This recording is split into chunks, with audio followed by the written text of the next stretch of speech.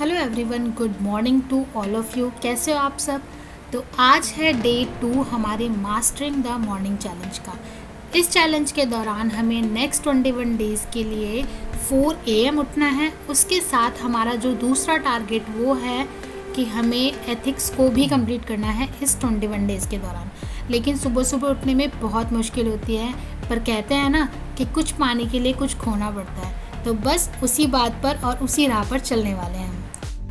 इस चैलेंज का जो दूसरा बहुत इम्पॉर्टेंट पार्ट है वो ये है कि हमें अपने आप को मेंटली और फिज़िकली स्ट्रॉन्ग बनाना है। अपनी बॉडी को प्रिपेयर करना है for rest of the day के लिए।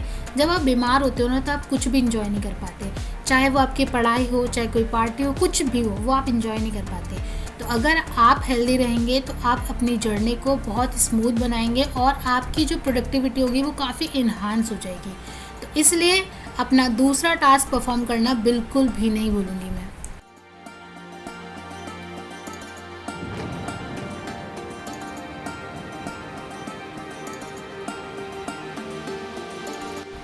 और इस चैलेंज का थर्ड और मोस्ट इम्पॉर्टेंट टास्क है एज अ यूपीएससी एस्पिरेंट कि मुझे रोज़ 8 घंटे से ज़्यादा पढ़ाई करनी है और सुबह का शांत माहौल, पूरी रात की नींद लेने के बाद एकदम फ्रेश ब्रेन, ये दोनों ही मेरे पार्टनर होने वाले हैं इस चीज़ में।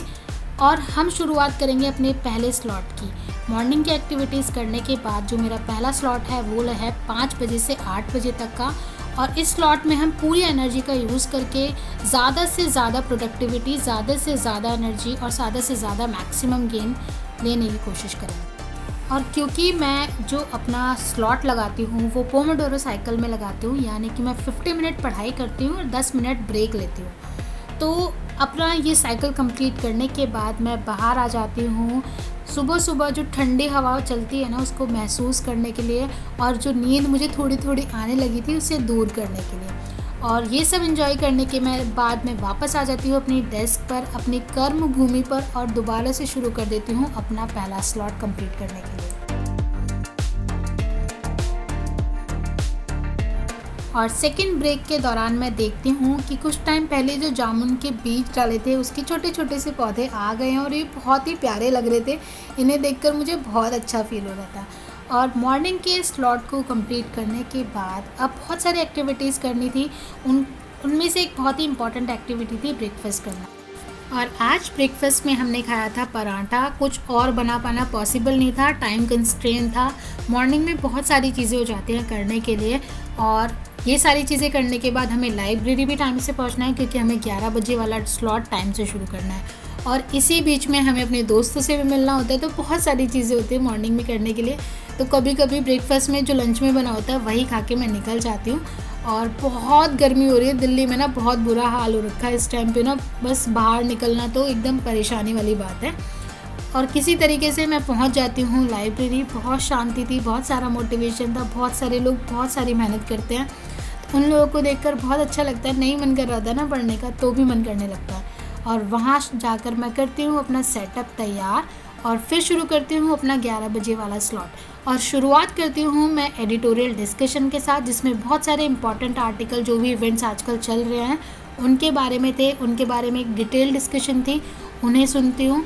और उनमें से जो भी मुझे लगता है कि अगर ये पॉइंट मेरे मेंस के पर्सपेक्टिव से इम्पॉर्टेंट हो सकता है तो उसके क्रिस्प नोट्स बना लेती हूँ।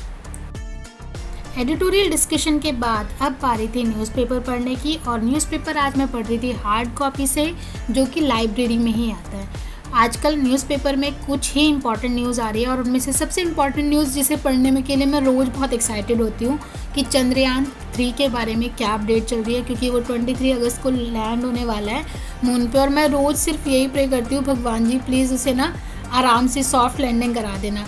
और उसके अलावा मनरेगा वर्क, मतलब किस तरीके से हम डिजिटल चीज़ों का यूज़ कर सकते हैं हमारी स्कीम्स के लिए, किस तरीके से वो बेनिफिशियल हो सकता है, कैसे हम रिमोट एरियाज़ में भी उसके बेनिफिट्स पहुंचा सकते हैं स्कीम्स के।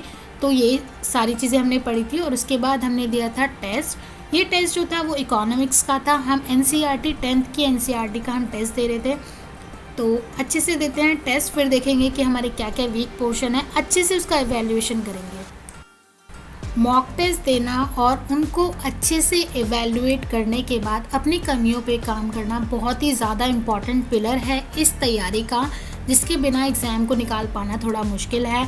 मैंने अपने एग्ज़ाम को, अपने जो टेस्ट दिया था उसको अच्छे से इवैल्यूएट किया और जो जो कमियां थी उसको मैंने रिवाइज़ किया। जो जो टॉपिक्स मुझे लग रहा था कि मेरे वीक हैं उन्हें अब मैं रिवाइज़ करूँगी और पर्टिकुलरली उन चीज़ों को रिवाइज़ करूँगी जहाँ पर मुझे लग रहा था कि मैं अच्छे से रिकॉल नहीं कर पा रही थी।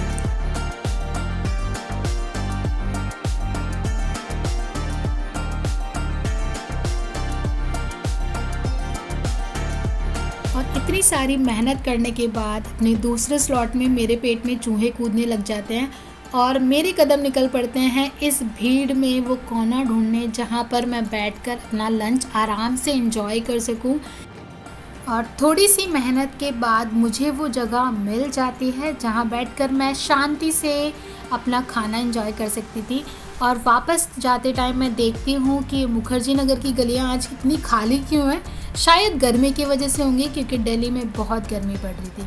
और ये सब देखते देखते मैं पहुँच जाती हूँ वापस से अपनी लाइब्रेरी के अंदर और मैं शुरू करती हूँ अपना तीसरा स्लॉट। जो मेरा थर्ड स्लॉट होने वाला है वो होगा 3 बजे से लेकर 7 बजे तक का, और इसके अंदर हम पढ़ेंगे एथिक्स। लेकिन लंच करके आई थी और नींद ना आए ऐसा तो हो ही नहीं सकता, तो हम लेते हैं एक छोटा सा नैप।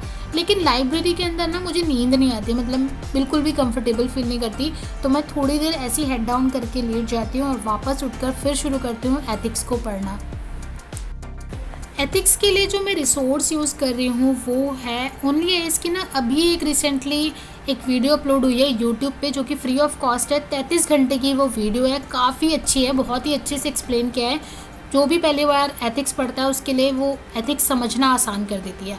और एथिक्स कंप्लीट करने के बाद फिर हमने पढ़ा था करंट अफेयर्स। हमें करंट अफेयर्स करना है जनवरी 2023 से लेकर नेक्स्ट ईयर 2024 तक का। और ये कंप्लीट करने के बाद मैं निकल जाती हूँ अपने घर की तरफ और रास्ते से सामान बटोरना शुरू कर देती हूँ।